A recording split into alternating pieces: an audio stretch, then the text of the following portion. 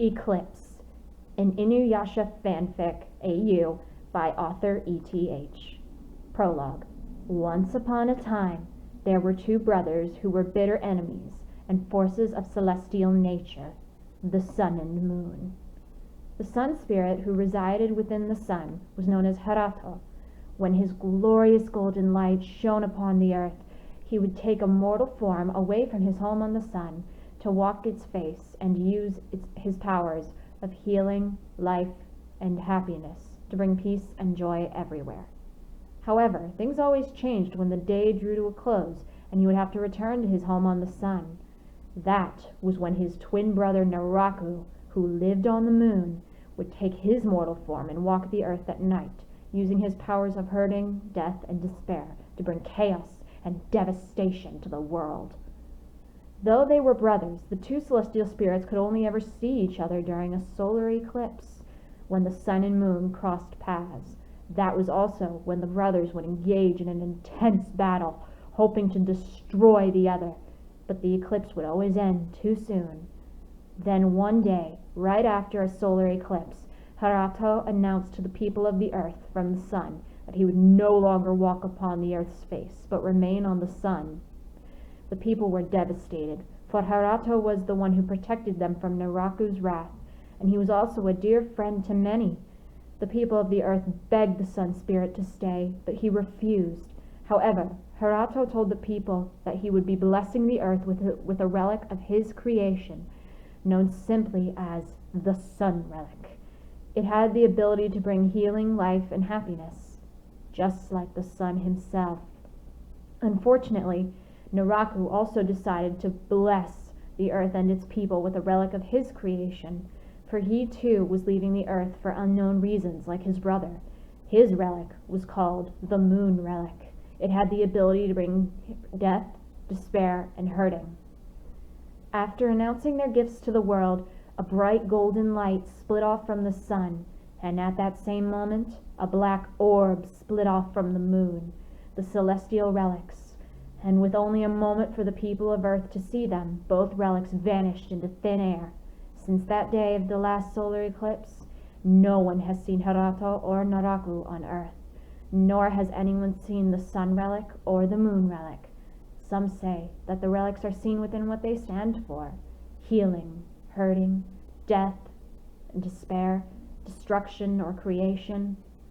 Others say that the celestial spirits grew tired of the earth and made up the legacy of the relics to keep the people of earth happy and quiet in their absence. But either way, the events of that last solar eclipse signaled change in the near future.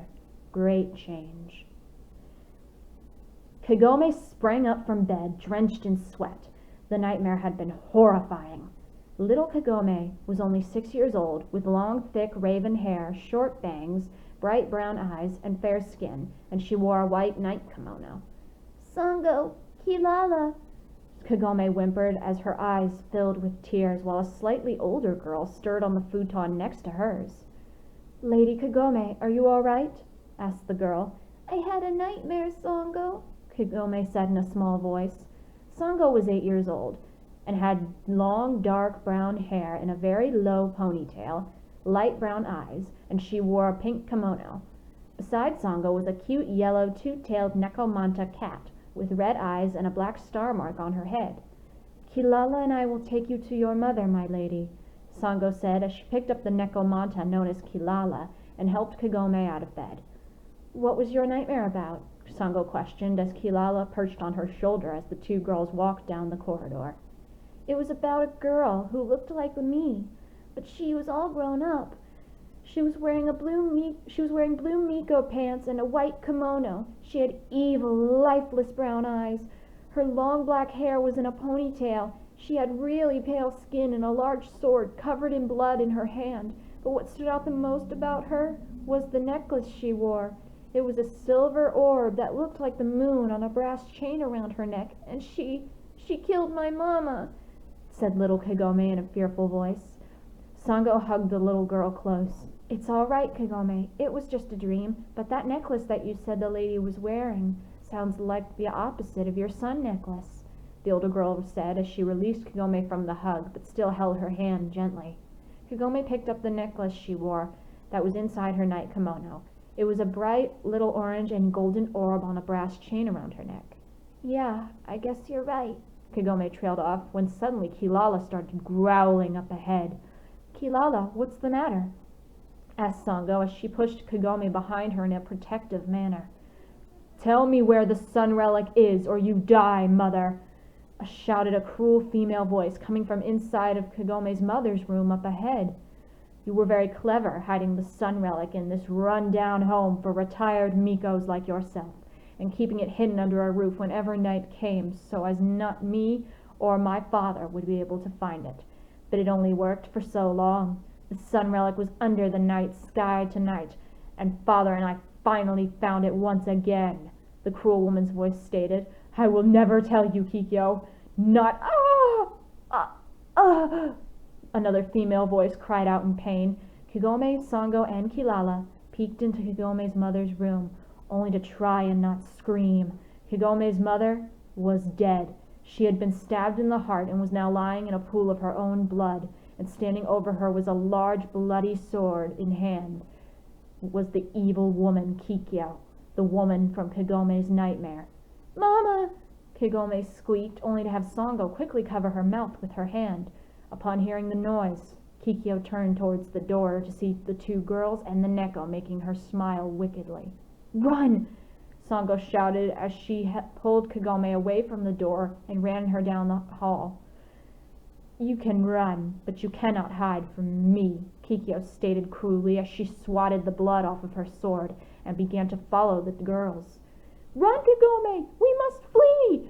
Sango shouted, holding Kagome's hand as she ran. Kilala growled as she jumped off of Sango's shoulder and transformed into a larger version of herself with long fangs. Kikyo snickered as the Neko stood guard between her and the two girls running down the corridor. You foolish cat! Do you honestly think you can beat me? She challenged as she pointed her sword at Kilala, who growled at her. Kikyo smirked as her eyes then lit up with a dark blue light. Shadows overflow. Take my soul from me. She started to chant, but was cut off when a wall was pushed onto her from her right, pinning her to the ground unconscious. Lady Kagome, Sango, we must flee, shouted a man wearing green demon slayer armor and a giant boomerang bone on his back as he jumped onto Kilala's back from behind the wall he had pushed onto Kikyo. He then flew with Kilala over to Sango and Kagome and picked them up and placed them on the Neko's back. Father! Sango wept as she and Kagome cried while holding onto the man tightly in fear as they flew away into the night, leaving the unconscious Kikyo and the Miko retirement home in their wake. Kilala and her passengers made sure not to land and to keep flying until the sun rose, so Kikyo would not be able to find them again in case she had woken up. And they landed in a large rock pit with a cave that led to a deep forest curtained by plants. Inside of the rock pit was a temple shrine with a sun on it, a rice field, and a small lake surrounded by cherry trees. Kaede, are you here? Sango's father asked as Kilala landed in front of the temple.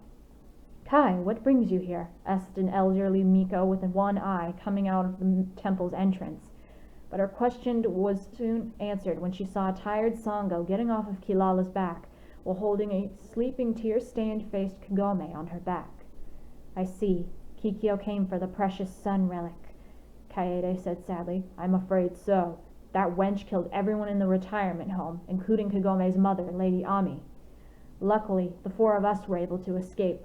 Lady Ami told me if something like this ever were to happen, Sango, Kilala, and I were to bring Kagome here, Kai stated. And you did well to do so. I will aid Kagome and finish her Miko training. She is a great spiritual power like her mother and her father. Sango, will you and Kilala please bring Kagome inside?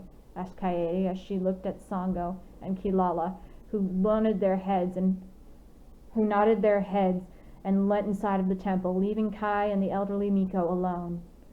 I will train Sango and Kilala to be Kagome's bodyguards. That is necessary after what has happened last night, he said.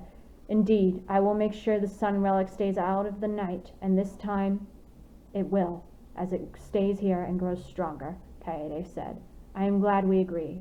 We will make sure the night never claims the sun. Sango's father said as he too walked into the temple, leaving Kaede by herself. Your relic is safe here, Hirato. However, if a powerful Miko like Ami could not protect it, I do not know how long our protection will last, she said, gazing at the rising sun as she turned and entered the temple. End of the prologue. Okay, I hope you guys enjoyed that, and I will see you hopefully next week. If you liked this video, comment and subscribe. You will hear the rest of the story in bits and pieces, one video, one chapter. See you later.